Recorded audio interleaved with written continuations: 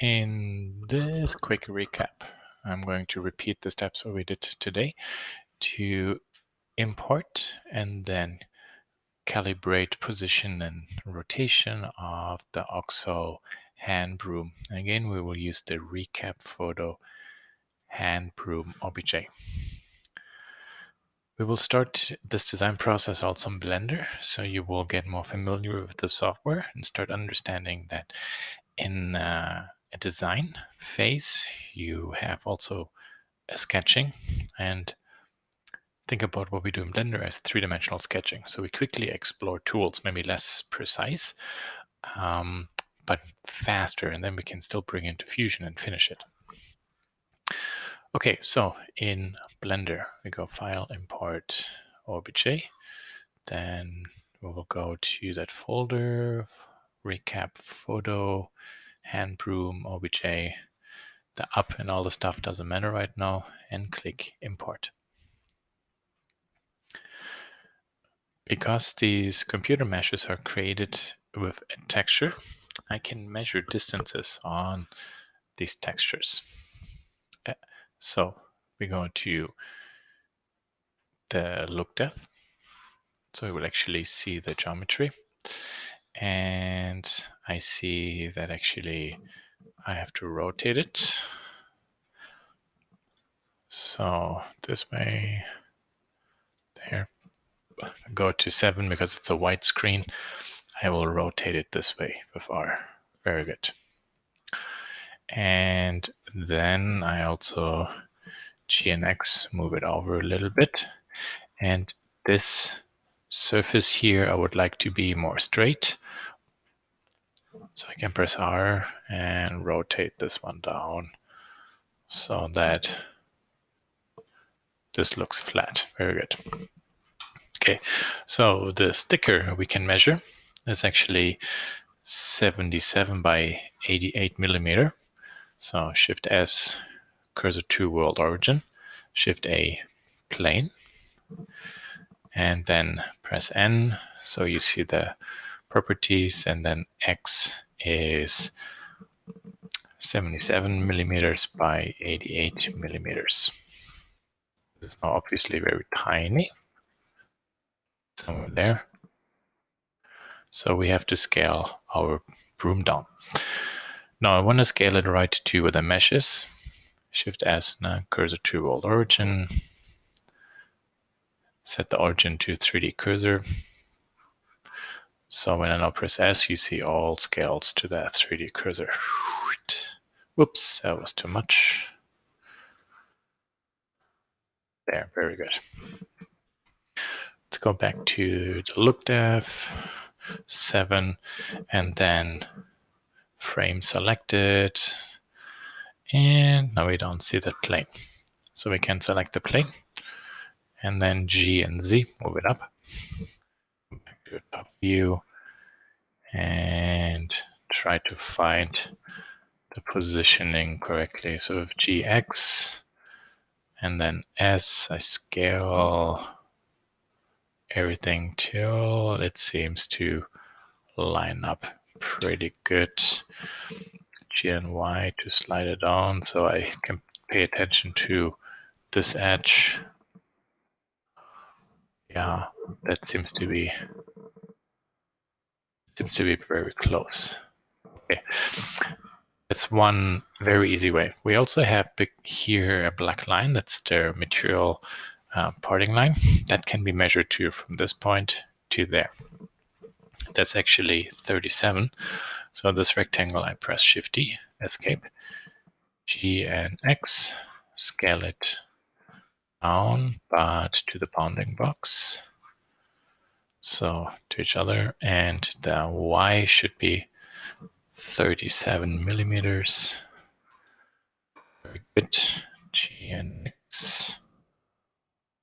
So this stays Y0, and you see this is slightly arced. So I will select my dustpan and rotate it so that this line starts to look more vertical. That makes the alignment a lot easier. Very good.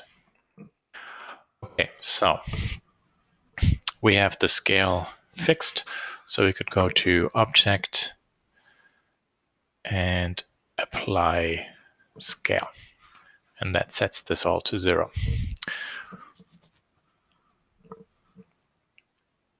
Now we need to figure out actually the correct orientation, and rotation.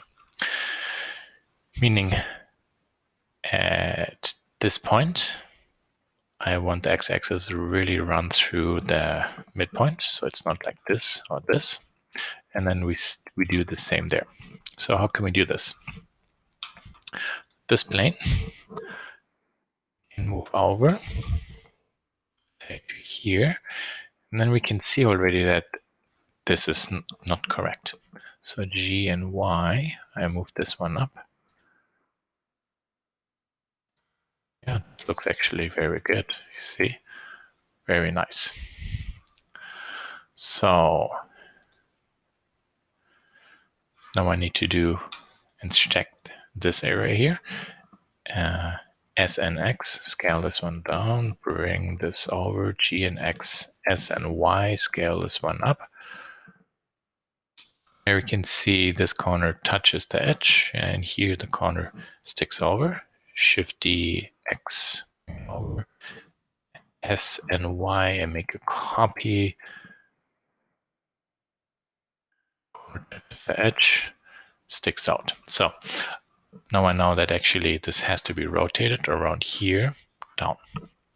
To do this, we can actually do the following. So Shift D, X, G and X, bring this one over so that this point is right positioned at the mesh point.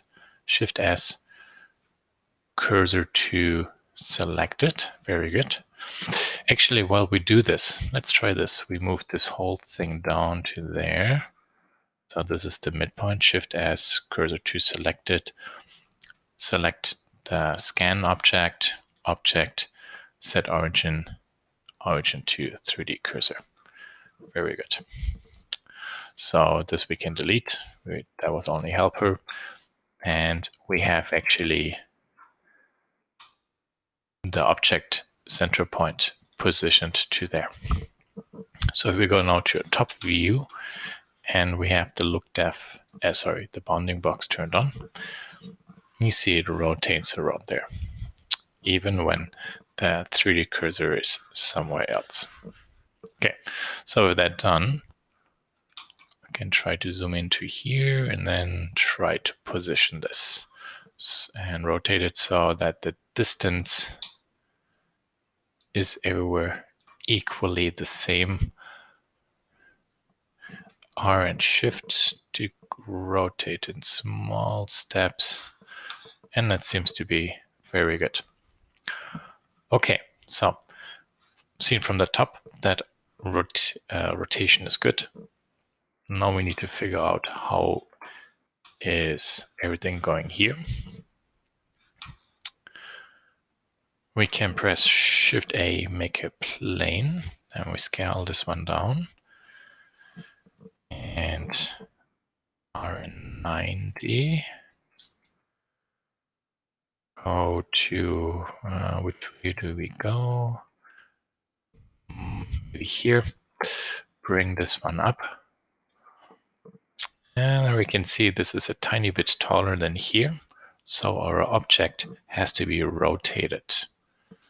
And I look right from this view and just rotate it. So R and then hold Shift there. So that this and this becomes pretty close.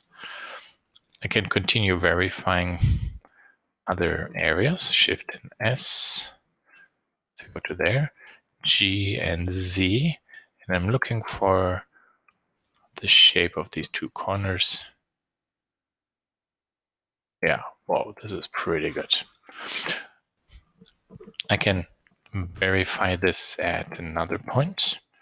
Shift D, maybe bring this to there. S and Y. S and Z, I'm scaling this down. G and Z. Yep, also there. That looks pretty good. So these meshes are not 100% accurate. So actually, we only can get a certain adjustment. So in class, I deleted all these planes. Obviously, what we can do now here is this collection we will call hand broom scan. Very good. Make another collection, and then we call this one maybe scale rotate planes. Planes, not plabes. And this is the hand broom. Then all those I select, move into there, and then turn this off. Very good. So the rotation and scale for this thing is done. Object again, object, and then apply rotation. Now all this is set. Perfect. So that's everything about how to get this into the correct rotation. Last thing, maybe I would like to double check. Nope, that's fine. We keep it this way.